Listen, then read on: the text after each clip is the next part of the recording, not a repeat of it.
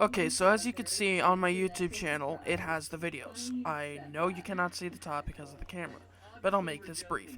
The Beastie Boys vid is being made, so enjoy the Riddle School compilation. Bye.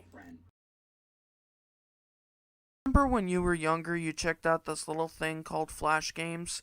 Remember playing some good old Newgrounds games such as Epic Battle Fantasy or something like that? Remember playing Flash Sonic games or watching Sonic videos with 2000 YouTube poop audio? That was the good old days of the early 2000s. And this is where the Riddle School series comes in. What is Riddle School? It's a puzzle point and click game in which you have to escape school. Let me explain more in depth.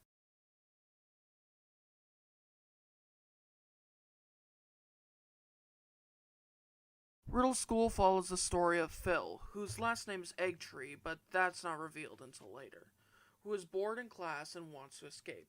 So he has to get from item to item, from puzzle to puzzle, in order to get the key and escape school.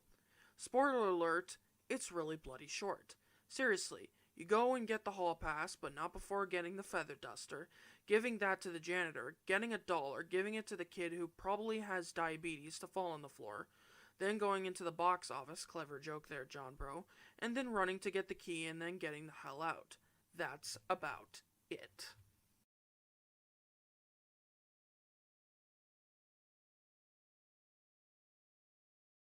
Presentation is, well, what you'd expect for a 2000s Flash game. Well, I should not say that actually. I mean, it's better than those Mario motocross games I used to play. Yeah, I said it. Come at me. Just kidding. Listen, I'm not expecting Todd McFarlane levels of art, but it's just enough to make a kid addicted to this game. I mean, they like their fair share of games, but something that you can play online for free? Now that's a great deal. Look, as I said before, this game is not bad. It's short and sweet, which can be alright for easing people into the game. As you play more and more of the Riddle School games, it's clear to see that it gets longer and there's more and more things to find, like jokes and dialogue choices, or just in general getting to know what goes inside the mind of Jonochrome.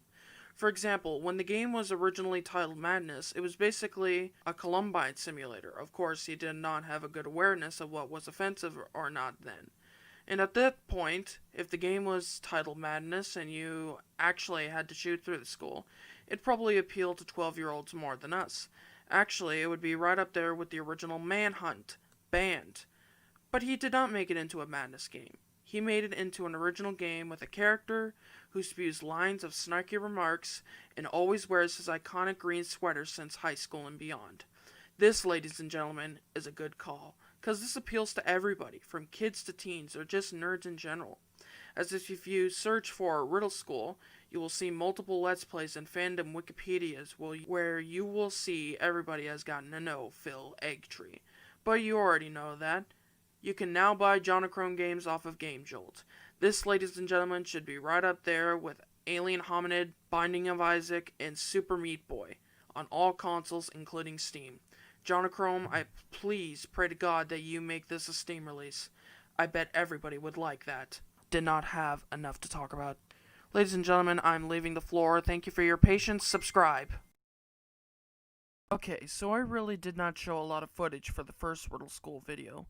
I did edit the footage, just did not put it in. Luckily, I have been able to use OBS Studio to record the footage for the first, second, and third. So let me get this started.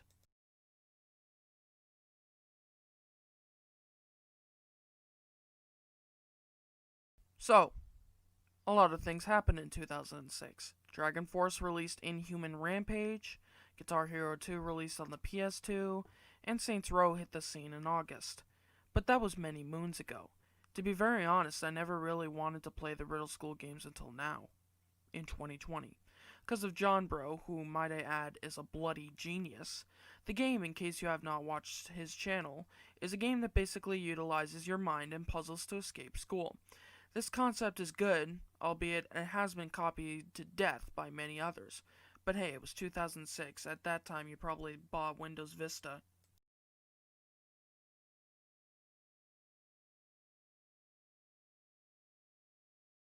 The story this time around begins with Phil, who is now in middle school wanting to escape again. At least they made a cartoon character age for once. Just kidding, he is still the same. But we will get to that later, ladies and gentlemen.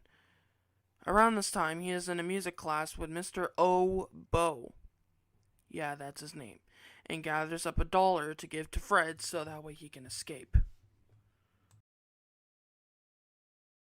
Listen, I'll make this short and sweet. The music this time around does not sound like bees swarming around you. The interface is, well, the same.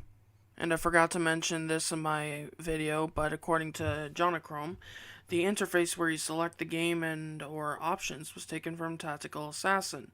I have never played it, but I bet it was good. Anyways, this interface is upgraded. Phil's face this time does not look, well, crap. And I'll say it again, it looks good. Then again, this was made in Flash 3. For example, take a look at the side-by-side comparison I made using OpenShot Studio.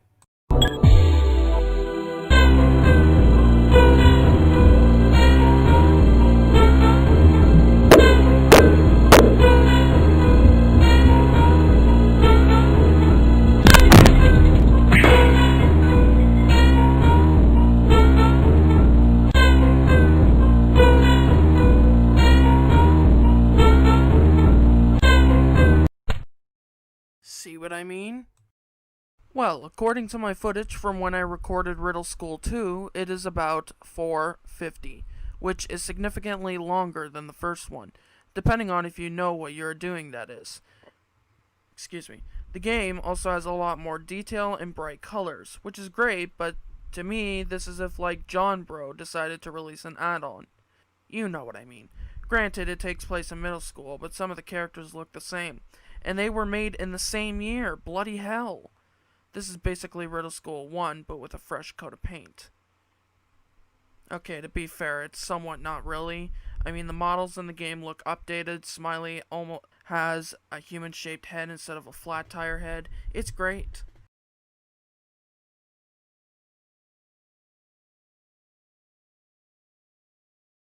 Surprisingly, the game has a lot of stuff on the cutting room floor, such as having more rooms, such as a basketball court, in which you needed to find a basketball and hand it to one of the players, causing the key or a key to fall out of a net, and many others. If you want to know more about John Bro's Riddle School 2 cutting room floor, you can go to his channel in the link below. Thank you guys, and see you later. Little note, I had worked on the script back in, I think, September, and I had this one lying around in my documents folder for 2 months. Also, at the time of this being recorded, I'm working on the follow-up to the Scapegoat Wax video. So enjoy. Well, I do not know what to say to this. This game has reached levels of difficulty I have never seen. Am I being overdramatic? Maybe. But for now, let's get into the review. So, it was, at the time, 2 years since Riddle School 1 and Riddle School 2 released. And what has changed? Well, Guitar Hero Aerosmith released, Guitar Hero World Tour, Saints Row 2, The Carter 3 by Lil Wayne, as well, and then the crowning marvel that it is, Riddle School 3, the game that was almost the near end of Phil Eggtree.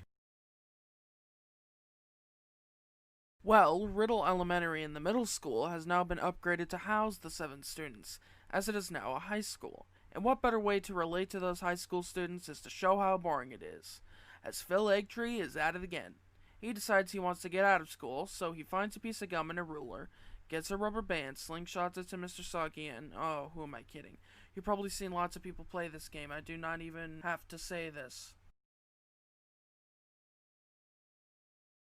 Well, surprise, surprise, ladies and gentlemen, it ramps up in difficulty. For example, in one of the puzzles where you have to get Richie, the kid with the hall pass in the first Riddle School, out of the locker, you have to first grab the password in one of the teacher's room, then you have to go to the locker and put in the password like it was a bloody calculator. I get this was to add a bit of difficulty, but come on, anybody could not figure this out, as this is made for kids, like younger, probably 7 or 8. If a kid came across this, he'd probably give up. For the sake of this, here's my uncut footage of me trying to figure out the Blobbles puzzle. Little note during this, since I am doing commentary over this, I'll make it somewhat brief. I'd never thought of using Riddle School footage for this, so I deleted it. Boy, that was a big mistake. Sorry. As my first playthrough back in September, I had recorded all the footage for the next Riddle School, even 1 and 2, but during that time, it took up too much space on my computer, so I thought, why not scrap the footage? So that's when I deleted it and thought nothing of it. 2 months later, which at the time of this being recorded, 25/11/2020, I was planning on doing the Riddle School 3 video, but then I had nothing to show, so I went on GameJolt, downloaded it again, and played through part of it to record the footage, albeit with a passcode. As my first playthrough, it took me 25 minutes. Yes, 25 minutes to figure out everything in this game. John Bro really did it for us. Thank you, folks, and back to the video. Yeah, you see that? He might as well have added a key hidden somewhere to add to the difficulty. The Riddle School series is known to get a bit difficult. But I mean, there's difficult, and then there's Simpsons Hit and Run Level 7 Final Mission levels of difficult. For the love of Christ, they made Smiley have an actual human-shaped head instead of a flat tire or a hexagon head. Thank God. And the characters are looking a lot better. For a 2008 game, that's not bad. Meh, it's not that great. Yeah, I made this new section of the video. So what are the features? Well, you can combine objects as it is introduced in the intro where you have to escape Mr. Saki's class. And what about the jokes, you may ask? Well, Sonic is awesome, and the secret ending after completing it twice, which pays homage to a creepypasta that involves a possessed doll. Surprisingly, this would be revisited later in Riddle School 5 in 2010. Know why? Well, it turns out it was a dream. Yeah, a bloody dream. Anyways, guys, I'm going to be making a follow-up to the Scapegoat Wax video, so thank you guys for watching, and peace.